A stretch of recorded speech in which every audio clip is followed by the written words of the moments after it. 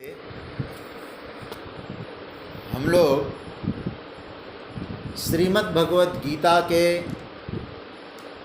15वां अध्याय और उस 15वें अध्याय को हम लोगों ने अलग अलग प्रकरणों के अंतर्गत देखा।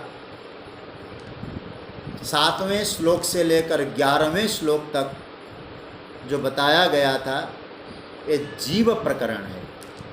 जीव की गति, जीव का स्वरूप और जीव कैसे परमात्मा प्राप्ति के लिए आगे बढ़ सकता है, वो परमात्मा प्राप्ति जीव के लिए सहज है या दुर्सहज नहीं है, ये सब बातें इस जीव प्रकरण में ठाकुर जी ने बताया। और जीव प्रकरण के कल हम लोगों ने जो देखा था, भगवान भाष्यकार के कुछ सूत्रों के आधार पर प्रभु ने कहा ज्ञान चक्षु हो तो उसको देख पाता है।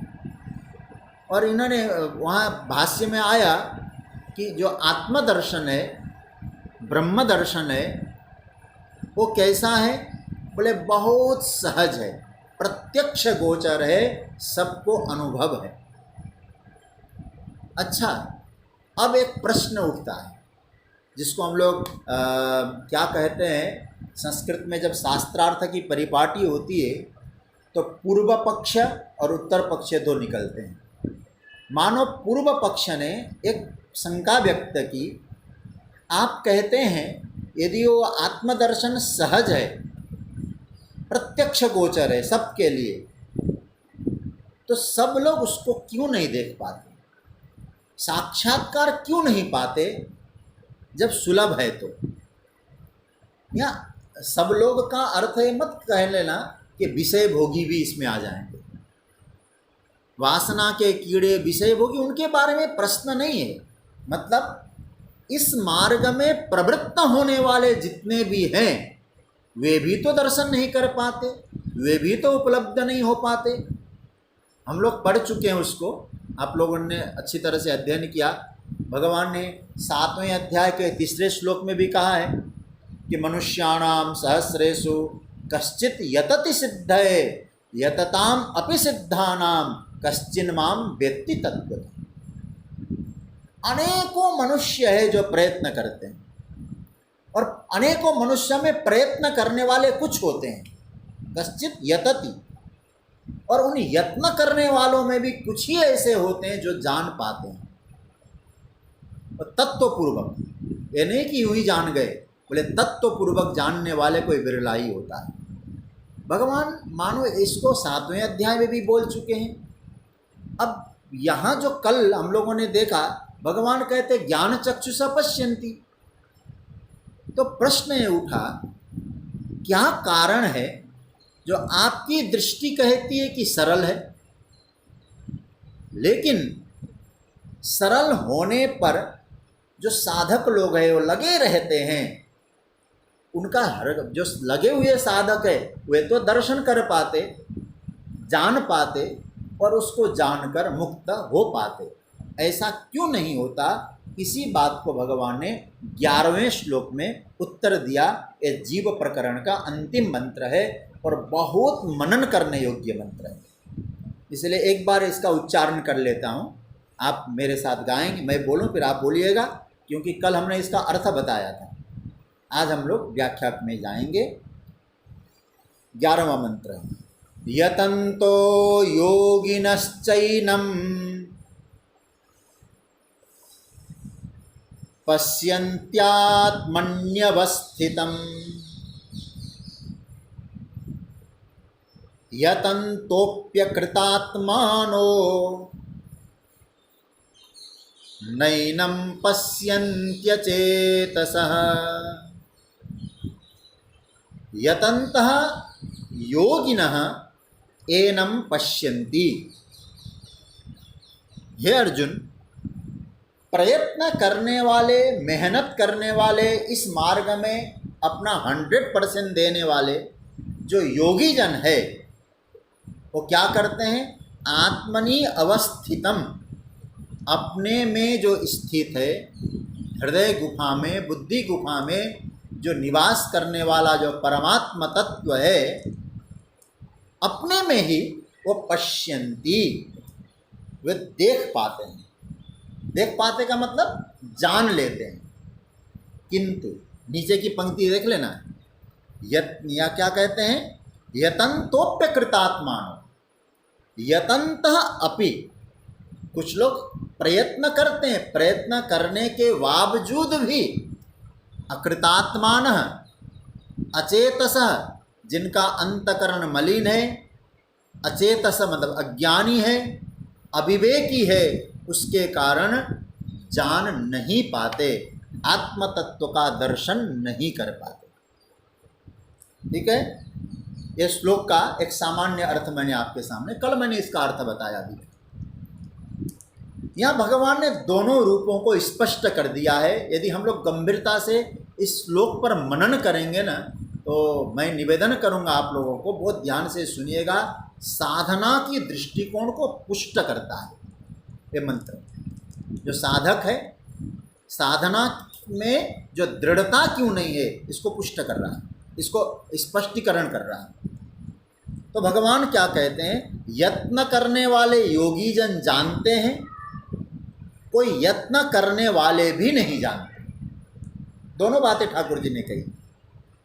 नहीं जानने में कारण क्या है? एक तो भगवान ने कह दिया अकृतात्मा। अकृतात्मा का अर्थ ऐसे सामान्य रूप से होगा, जिनकी बुद्धि शुद्ध नहीं है। बुद्धि को एक काम करते हैं, जिनका अंतकरण मलिन है और प्रयत्न करने के बावजूद भी उस तत्व को नहीं जान पाते। क्यों? क्योंकि भगवान यह कारण बता रहे हैं, अचेतसः, अकृतात्मा अचेतसः।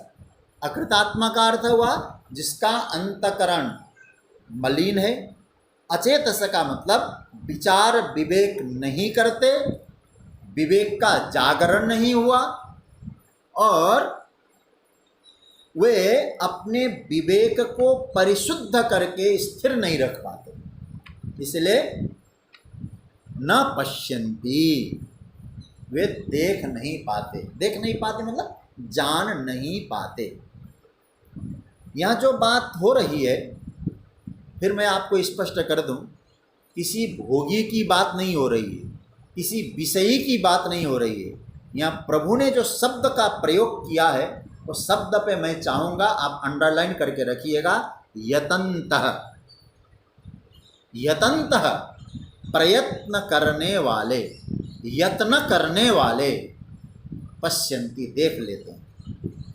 फिर दूसरी पंक्ति में लिखा यतन्तः अपि, यत्न करने वाले भी नहीं देख पाते। उसमें कारण क्या है? अब आप लोग थोड़ा गंभीरता से चिंतन करिएगा। इसका अभिप्राय कि महाराज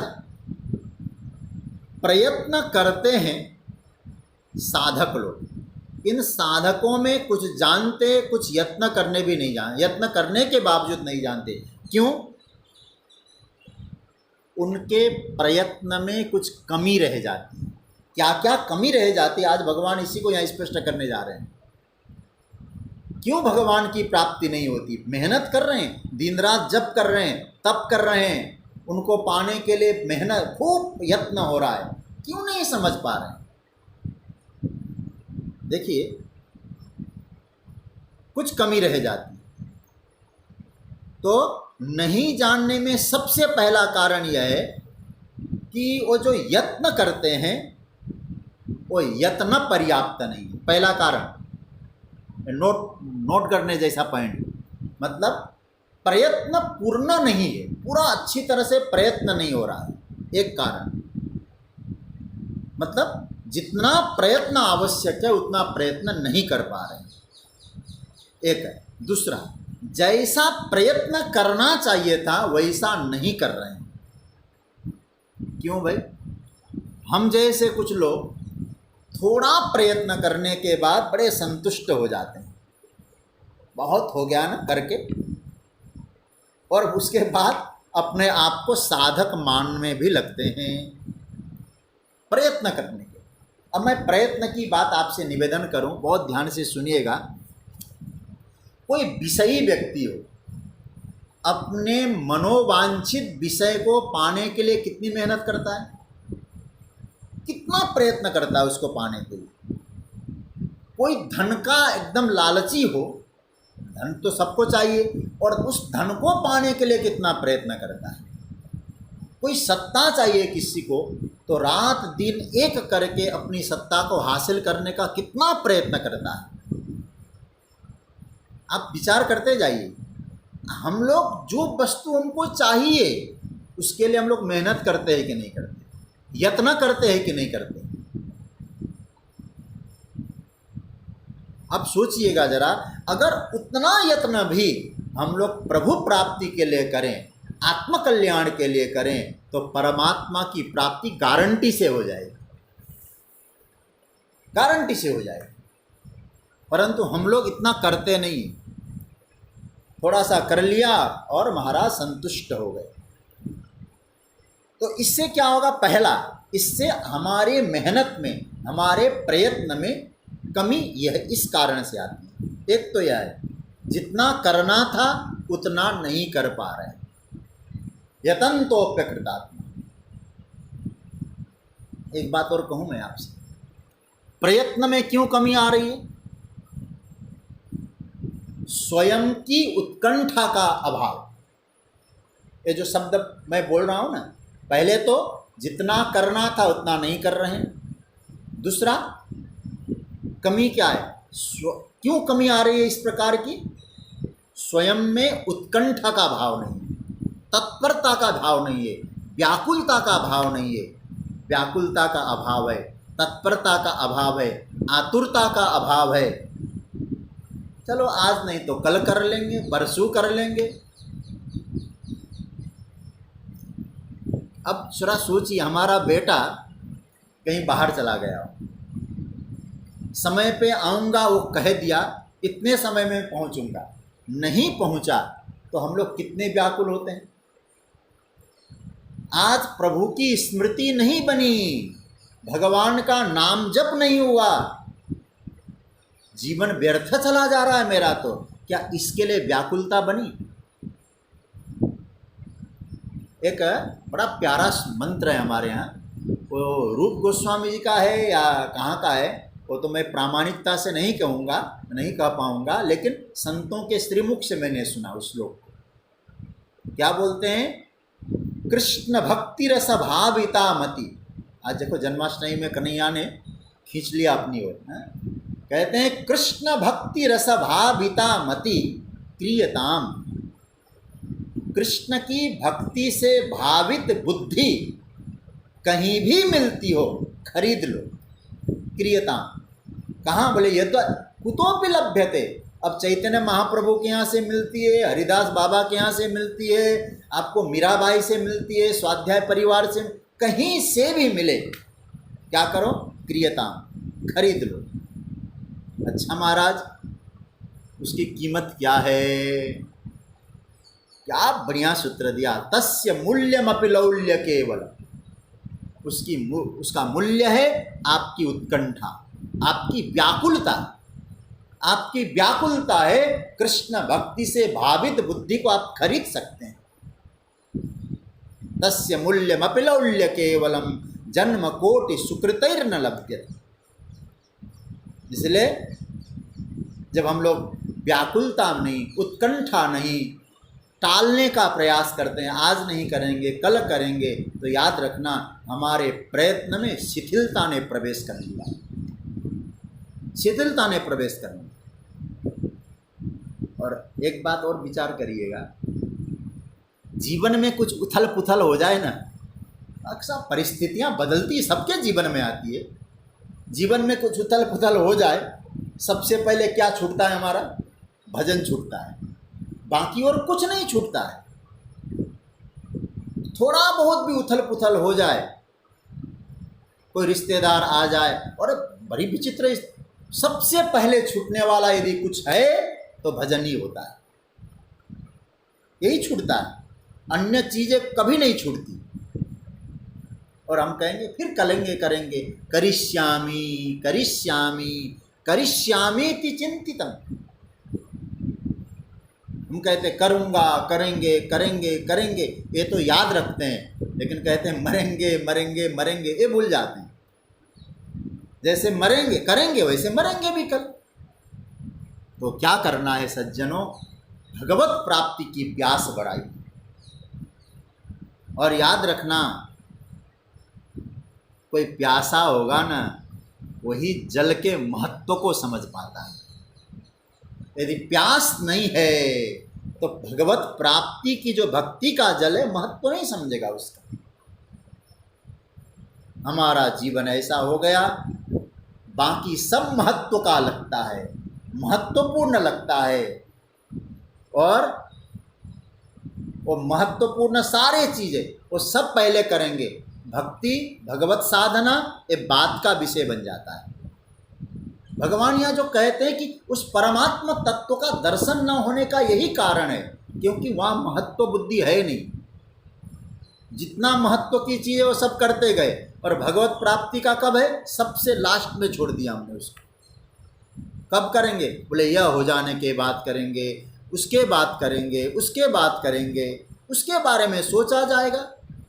ये जो उत्कंठा की कमी है, भगवान कहते हैं इसमें प्रयत्न की, उत्कंठा की कमी होने के कारण आपका प्रयत्न शिथिल हो जाता है।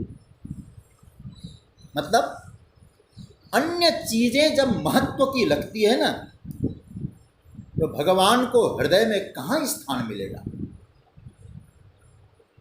अन्य चीज़ों का इतना महत्व दिया है, और ठाकुर जी को स्थान कैसे मिलेगा। अच्छा आप सोचिएगा, यदि हम गिनती करें तो हमारे जीवन में ठाकुर जी कितने नंबर पे आएंगे। टॉप 10 में भी है क्या ठाकुर जी? हाँ, टॉप 10 में होंगे। सोचिएगा, प्रायोरिटी किसकी है, या प्राथमिकता किसकी है। मैं चर्चा कर रहा था, ये जो उत्कंठा का अभाव है। हाँ, ये कहा जा सकता है कभी कभी उत्कंठा आ जाती है। कैसे आती है उत्कंठा? हवा के झोंके की तरह आ जाती है। ऐसा आ जाता है महाराज, वो आ गई उत्कंठा, फिर चला। और याद रखना, यही प्रयत्न करना है, इस उत्कंठा को निरंतर बनाए रखें। यतन्तोप्यकृतात्मा, इस उत्कंठा आप में जो व्याकुलता है उसको निरंतर बनाए रखें। हम लोग जब संध्या वंदन करते हैं ना, तो वहाँ सूर्योपासना इत्यादि में हम लोग एक मंत्र भी बोलते हैं, व्यसेम देवहितम यदायु।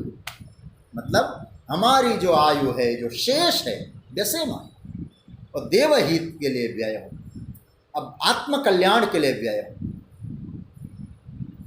मेरा कहने का अभिप्राय है, प्रयत्न तो करते हैं, प्रयत्न में कमी रह जाती है। कमी का कारण पहला उत्कंठा का अभाव, व्याकुलता का अभाव। कभी उत्कंठा आ जाए, वो उत्कंठा निरंतर नहीं बन पाती। इस प्रकार के बहुत से कारण है जहाँ हमको जागृत रहना पड़ता है, सजग रहना पड़ता है साधक। देखिए, जब साधक, हम लोग भगवान को पाने के लिए जा रहे हैं, हमारे साध्य भगवान है, तो भगवान है तो हम साधक हैं, हम भक्त हैं। देखिए, हम लोग साधक नाम की उपाधि हमको मिल गई है, हम भगवान का चिंतन कर रहे, भक्त नाम की उपाधि जब मिल जाती है, तो जिम्मेदारियां बढ़ती है कि नहीं बढ़ती? कैसे? हो सकता है कि मेरी बात से आप असहमत हो, लेकिन मुझे ऐसा प्रतीत हुआ, तो आज मैंने सोचा कि आप लोगों के सामने ये बात रखूं। जैसे कोई पिता बनता है, कोई माता बनती है। अब माता और पिता जब बन गई, माता बन गई, पिता बन गया, तो उसके जीवन में बहुत सारे कर्तव्य प्राप्त होते हैं, जिम्मेदारियां प्राप्त होती हैं। माता पिता की उपाधि मिलते ही कितनी जिम्मेदारियां मिलती हैं। इस प्रकार यदि हम भगवान के भक्त हैं, साधक हैं, अपने आप को भक्त कहते हैं, साधक कहते हैं, मुमुक्षु कहते हैं, जिज्ञासु कहते हैं, तो कुछ कर्तव्य हमारे लिए भी तो बनता है। क्या कर्तव्य बनता है? साधक कहने मात्र से भगवत प्राप्ति की डायरी में हमारा नाम नहीं लिखा जाएगा। भक्त होने मात्र से वहाँ डायरी में हमारा नाम नहीं आएगा, ये भगवत प्राप्ति का अधिकारी है, सर्टिफिकेट नहीं मिल जाता।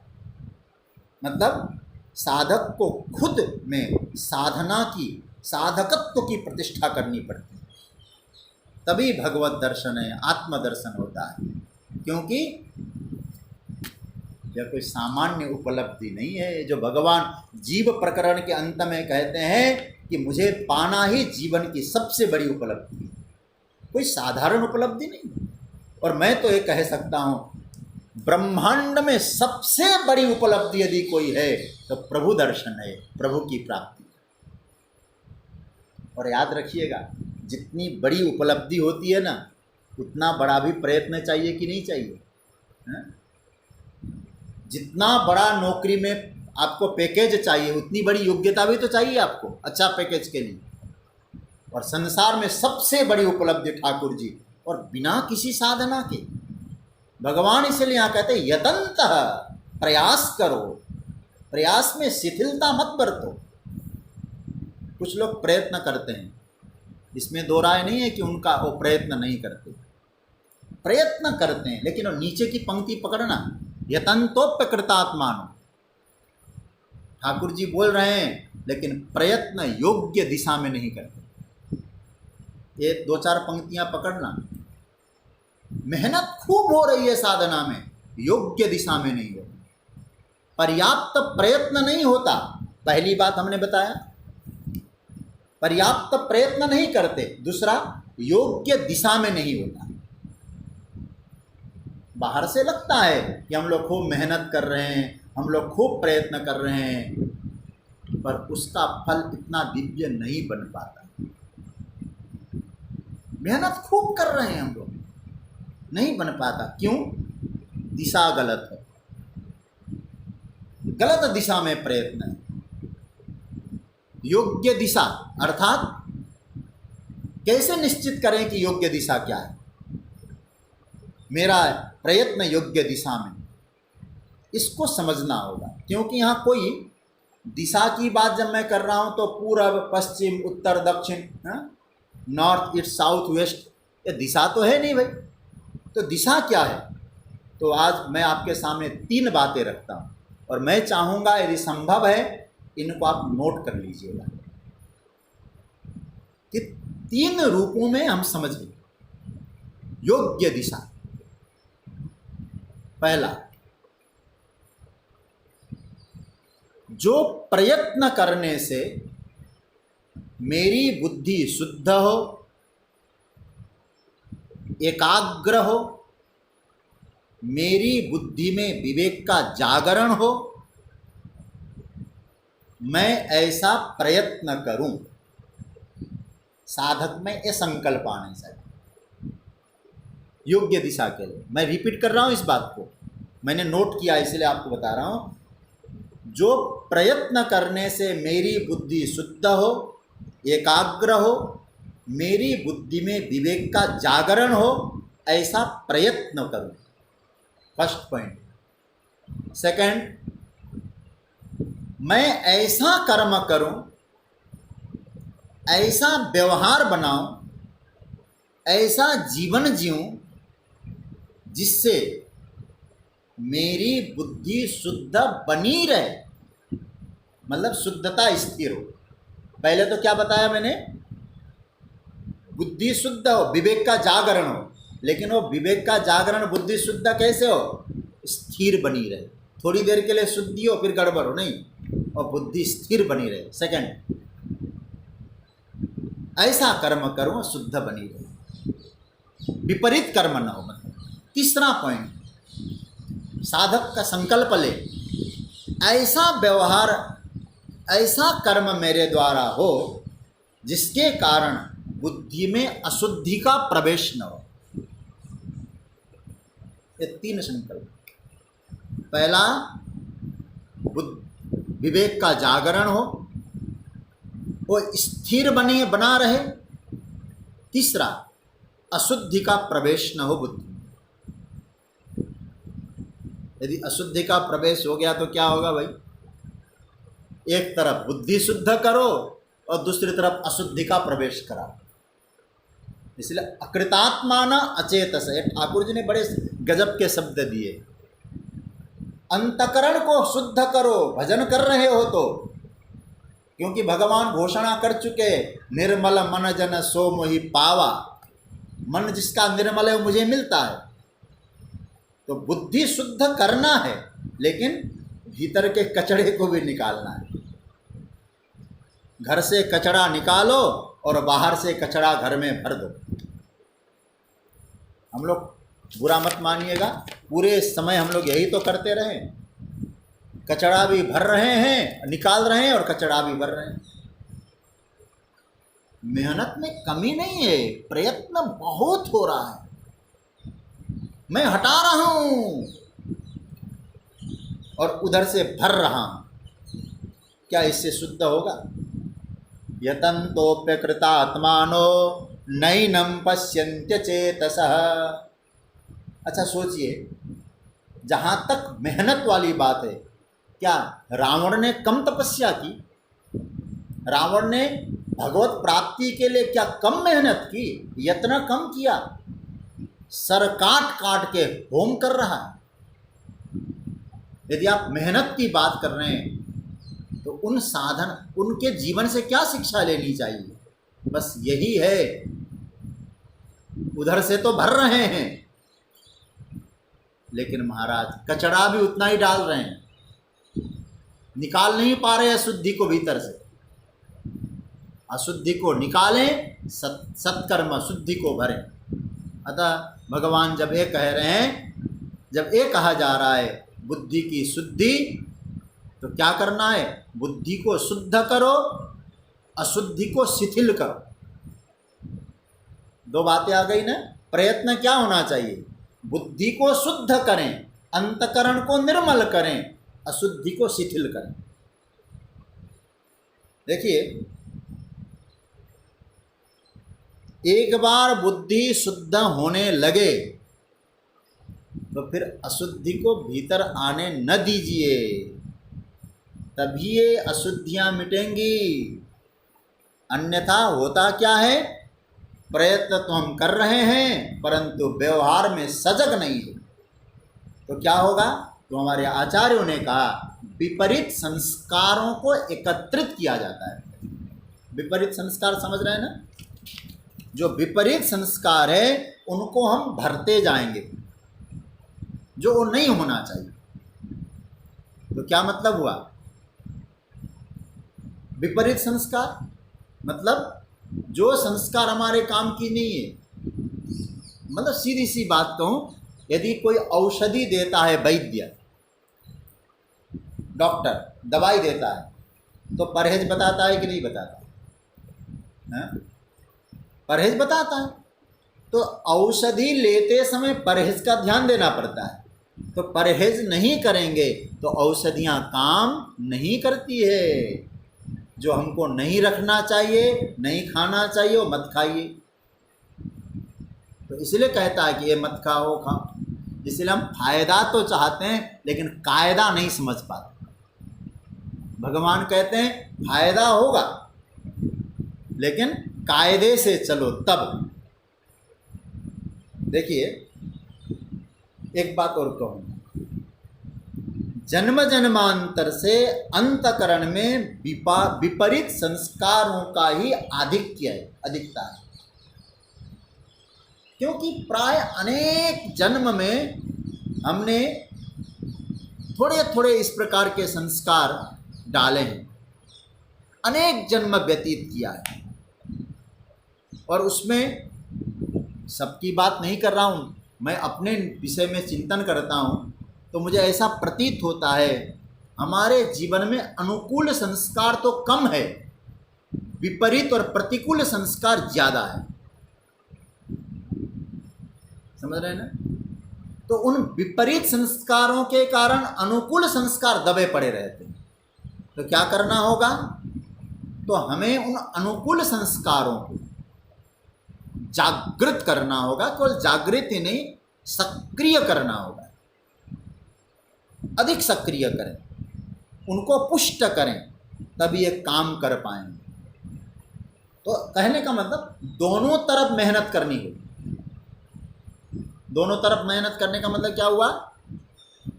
विपरीत संस्कारों को शिथिल करें, अनुकूल संस्कारों को पुष्ट करें। जो विपरीत है उनको शिथिल करते जाएं, हटाते जाएं, अनुकूल है उनको पुष्ट करते जाएं। ये साधक को करना चाहिए। जो अशुद्धि है उन्हें साफ करना है, नई शुद्धियां, जो अशुद्धियां हैं उनको साफ करना है, और नई अशुद्धियां नहीं आए, नई जो अशुद्धियां हैं वो प्रवेश न करें, इसका प्रयत्न करना है। तो भगवान यहाँ जो 3 बात कही गई है, बुद्धि को शुद्ध करें, स्थिर रखें, और जिससे बुद्धि की स्थिरता बनी रहे, और कर्म ऐसा न करें जिसमें अशुद्धियां प्रवेश हो। तो भगवान कहते हैं यतन्तो योगिनश्चैनं पश्यन्त्यात्मन्यवस्थितं यतन्तोप्यकृतात्मानो नैनं पश्यन्त्य अचेतसः। पश्यन्त्यचेतसः, पश्यन्ति अचेतसः। देखिए, हम लोग बहुत कुछ करते हैं। इसके लिए करते हैं, बोले चलो आत्मकल्याण, बहुत कुछ करते हैं। और हम उन्हें जो साधक है ना वो करते हैं, भक्त लोग करते हैं, उनको लगता भी है हम बहुत कुछ कर रहे हैं। उसी बात को तो यहाँ भगवान कहते हैं यतन्तोपि, खूब मेहनत करते हैं। साधक लोग मेहनत में कमी नहीं छोड़ते हैं। यतन्तोप्यकृतात्मान, यतन्तः अपि, यत्न करने वाले भी प्रयत्न करते हैं, लेकिन देख नहीं पाते, परमात्मा को समझ नहीं पाते। क्यों? देखिए, प्रयास में कमी नहीं। विचार करिएगा थोड़ा। साधक खूब तीर्थ यात्रा करता है, क्या तीर्थ यात्रा में प्रयत्न नहीं है? उसमें भी तो मेहनत है। यतन्तः, वो मेहनत कर रहा है, साधना, उसकी साधना है तीर्थ यात्रा। क्यों? तीर्थ यात्रा से पुण्य प्राप्ति होती है, इसमें कोई दो राय नहीं है। दान करता है, बहुत सारे लोग हैं खूब दान करते हैं। दान में भी बहुत बड़ा बल है, पुण्य की प्राप्ति होती है। लोग तप करते हैं, 9 दिन तक ऐसे भी लोग हैं जो केवल फल में रहते, दूध में रहते हैं नवरात्रों में। आज आप लोगों ने सुबह से कई लोगों ने कुछ खाया ही नहीं होगा, जन्माष्टमी है। क्या साधना नहीं? आप लोगों का यत्न नहीं है क्या? प्रयत्न नहीं है? जप करना, हम इतने माला जप करेंगे, ऐसे योग करता है, क्या योग में प्रयत्न नहीं? यतन्तः अपि, और जीवन भर सत्संग करता रहता है, ये प्रयत्न है ना। ये सब साधक का प्रयत्न है। साधक करता है, समझता है, लेकिन ये सब प्रयत्न से क्या होता है? क्या होता है इन सभी प्रयत्नों से? बस आपके भीतर अनुकूल संस्कारों का प्रवेश होता है। मैं इन प्रयत्नों का प्रशंसा कर रहा हूँ। बोले खूब मेहनत हो रही है, जप में, तप में, तीर्थ यात्रा में, व्रत में, उपवास में, ये अनुकूल संस्कार ये भीतर प्रवेश कराने का तरीका है। और याद रखना, इधर तो हम कर रहे हैं अनुकूल संस्कारों का प्रवेश, अब प्रतिकूल संस्कार कैसे हो रहे हैं? उधर अकृतात्मान क्या क्या कर रहे हैं? छोटी छोटी बात पर क्रोध। एक तरफ भजन हो रहा है आत्मकल्याण के लिए, और प्रतिकूल क्या क्या प्रवेश कर रहा है? छोटी छोटी बात पर क्रोध। मेरी इच्छा की पूर्ति नहीं हुई तो पूरा घर अपने सर पे उठा लेते हैं। साधना है हमारी क्या? एक तरफ तो हम शिथिल होते प्रयत्न कर रहे हैं, और दूसरी तरफ अकृतात्मा होते जा रहे हैं। कई बार खूब मेहनत करते हैं, भजन पूजा करते हैं, भाषा में मधुरता नहीं होती है, बोलने में कितना कठोर बोल जाते हैं। और भजन करने वाले झूठ बोलते जा रहे हैं, असत्य बोलते जा रहे हैं। तो भाई अब कुछ उनसे कौन, भैया झूठ क्यों बोल रहे हो? सब लोग ही तो बोलते हैं, हम बोलेंगे तो क्या बड़ी बात हो गई। अरे प्रिय स्वजनों, अन्यों के द्वारा खुद को प्रमाणित मत करिए। अन्यों के झूठ से स्वयं को झूठ बोलने का परमिशन मत खोजिए। तो क्या हो रहा है, इधर हम लोग प्रयत्न कर रहे हैं और दूसरी तरफ प्रतिकूल संस्कार भर रहे कि नहीं। होना यह चाहिए, अनुकूल संस्कार भर रहे हैं, प्रतिकूल संस्कारों को रोकना चाहिए। तब साधन, भगवान इसीलिए तो कहते हैं मेरा दर्शन न कर पाने का यही महत्व है। अनुकूल संस्कारों को भरते जा रहे हैं, प्रतिकूल संस्कार भी भर रहे हैं, हटा नहीं पा रहे वहां से। ऐसे ऐसे कर्म करता है, ऐसे ऐसे व्यवहार करता है, और पूर्व का सारा कर्म कर रहा है जो मैंने बताया, तीर्थ यात्रा इत्यादि, लेकिन ये सब भी कर रहा है। प्राय कभी कभी लगता है हम लोग ऐसे ही तो जी रहे हैं ना।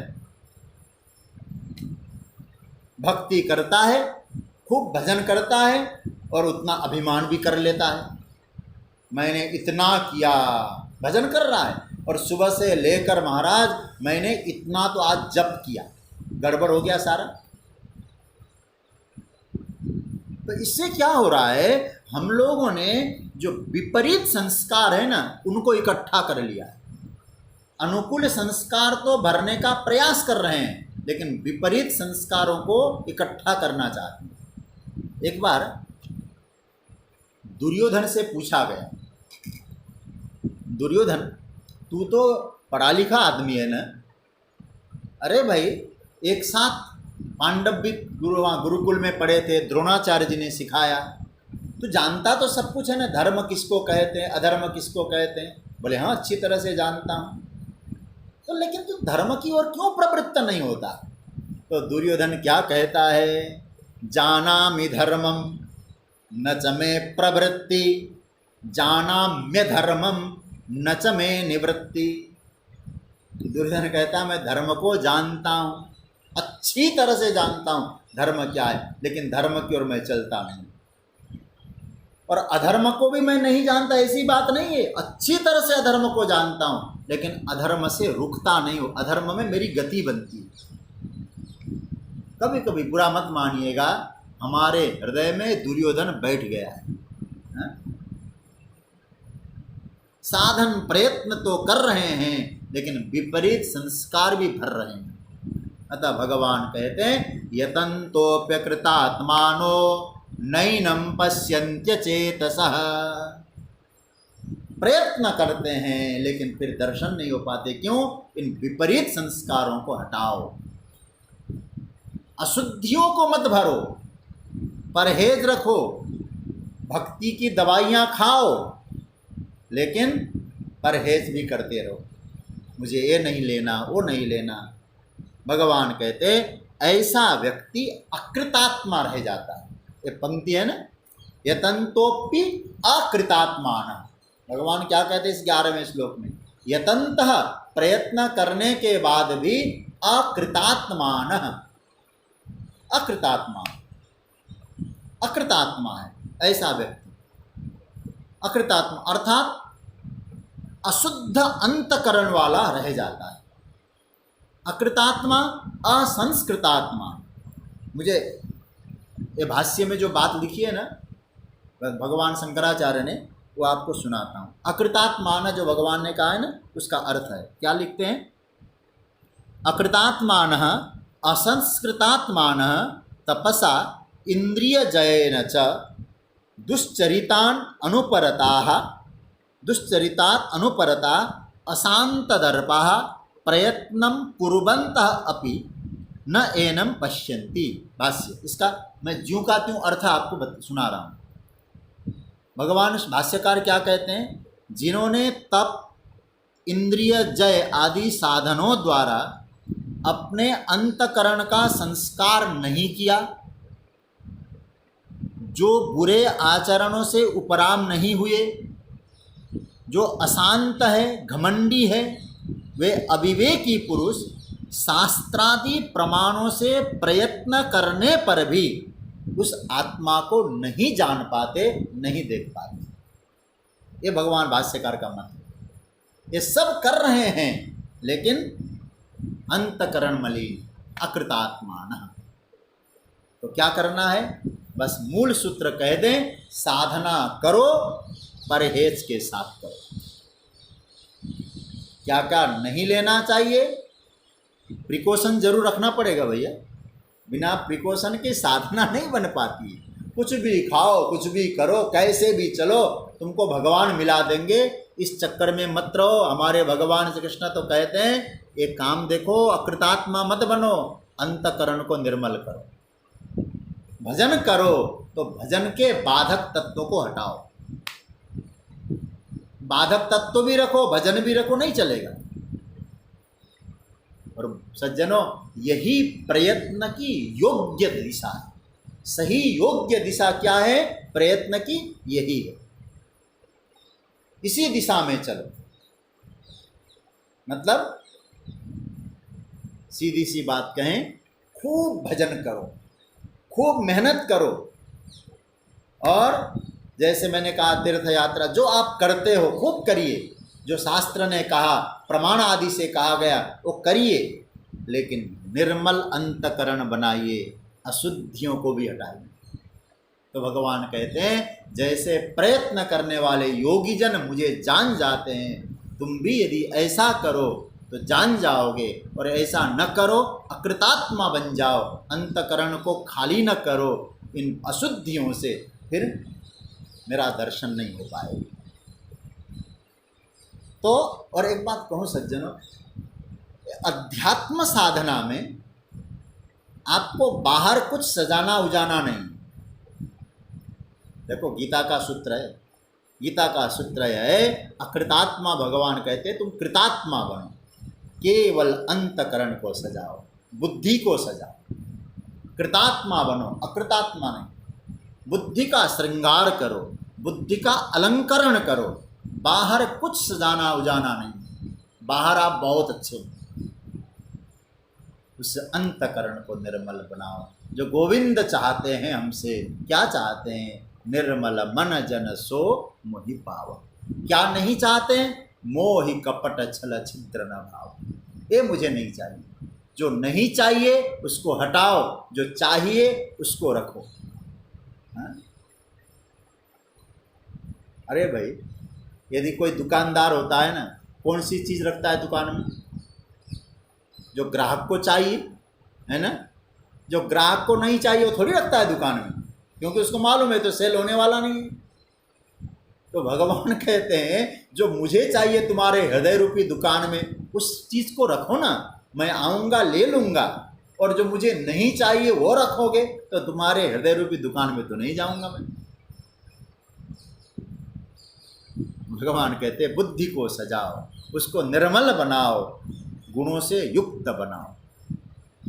जो इस प्रकार का जो कार्य जिसने किया है उसका नाम है कृतात्मा। अपने अंतकरण को निर्मल बनाया जिसने है उसका नाम है कृतात्मा।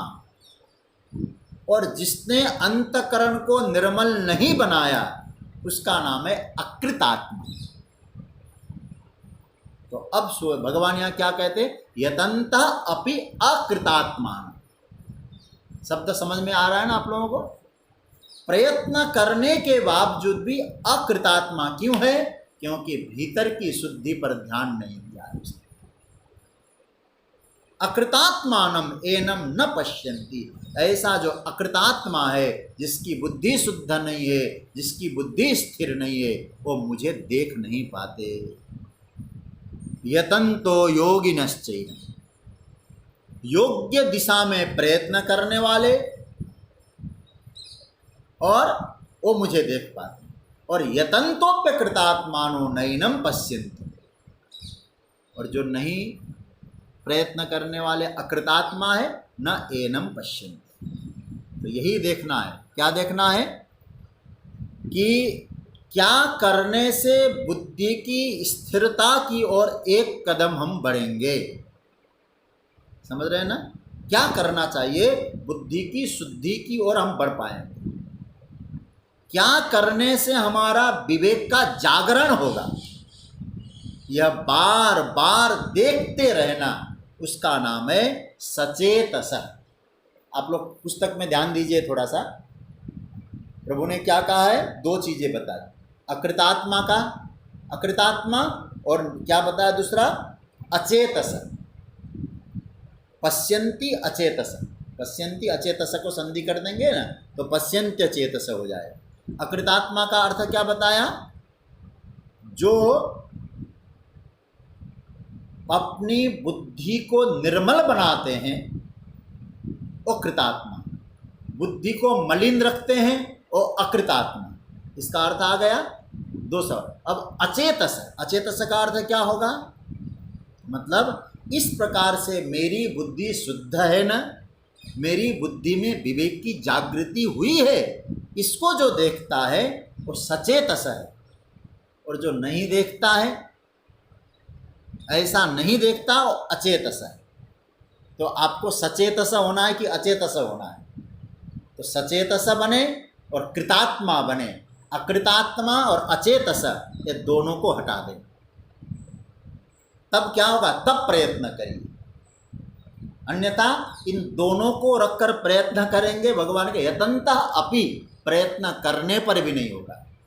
और इन दोनों को हटा दीजिए तो यतंतः, फिर आप परमात्मा को जान पाएंगे, देख पाएंगे, उसको आत्मसात कर पाएंगे। यतन्तोऽप्यकृतात्मानो नैनं पश्यन्त्यचेतसः। अचेतसः का दूसरा अर्थ बताया विवेक का अभाव। विवेक के अभाव को भी अचेतस कहते हैं। तो जो आत्मनिरीक्षण नहीं करता वो अचेतस है, जो अपने भीतर को झाड़ू लगाता रहता है, आत्मनिरीक्षण करता है। अब एक अंतिम बात कहूँ, समय भी थोड़ा संकेत कर रहा है, आप लोग बुरा मत मानिएगा, सुबह से लेकर शाम तक हम कितना परनिरीक्षण करते हैं और सुबह से लेकर शाम तक कितना आत्मनिरीक्षण करते हैं। जो आत्मनिरीक्षण करता है वो सचेतस है, जो परनिरीक्षण करता है वो अचेतस है। उसने क्या किया, उसने क्या, अरे छोड़ दो, मैं क्या कर रहा हूँ, मैं किस दिशा में जा रहा हूँ। तो हमको कृतात्मा होना है, सचेतस होना है। और जो परमात्मा मेहनत करने के बाद भी भगवान को नहीं पाते, भगवान कहते उसमें दो चीज़ें होती है, अकृतात्मा है और अचेतस है। तो भगवान यहाँ जीव प्रकरण को विराम देते हुए कहते हैं कि हे अर्जुन, इस श्लोक को फिर एक बार मैं बता दूं, यतन्तो योगिनश्चैनं पश्यन्ति आत्मनि अवस्थितम्। जो योगी जन प्रयत्न करते हैं तो आत्मा में रहने वाले, हृदय गुफा में रहने वाले उस परमात्मा को देख लेते हैं, जान लेते हैं, पश्यन्ति। लेकिन यतन्तः अपि अकृतात्मान, खूब मेहनत तो कर रहे हैं लेकिन अकृतात्मा है, अंतकरण को मलिन रखा है और अचेतस है, विवेक की जागृति नहीं कर पाए हैं, विवेक का सही उपयोग नहीं कर पा रहे, आत्मनिरीक्षण नहीं कर पा रहे, ऐसे अचेतस है, वे प्रयत्न करने के बावजूद भी मुझे नहीं जान पाते। तो ये भगवान ने जीव प्रकरण में यहाँ बात बताई, ममैवांशो जीवलोके से लेकर यहाँ 11वें श्लोक तक, ममैवांशो जीवलोके जीवभूत सनातन। इसीलिए संभवतः हमारे आचार्यों ने इसको जीव प्रकरण कहा है। और उसके बाद फिर आगे हम लोग जब जाएंगे, यदा आदित्यगतम तेजो जगद्भासयते किलम, यहाँ से विभूति प्रकरण चालू हो जाएगा। जो मैंने कहा था ना 15वां अध्याय उपसंहार है, तो भगवान ने 10वें अध्याय में जो जो विभूतियों का वर्णन किया है उसको संक्षेपीकरण करके ये विभूतियों का भी भगवान ने वर्णन किया है। जीव प्रकरण यहाँ पूरा होता है। ये संभवतः इस श्लोक का अर्थ आप लोगों को समझ में आ भी गया होगा। अब मैं चर्चा को विराम देने से पहले 2-3 बातें कहूँ। अभी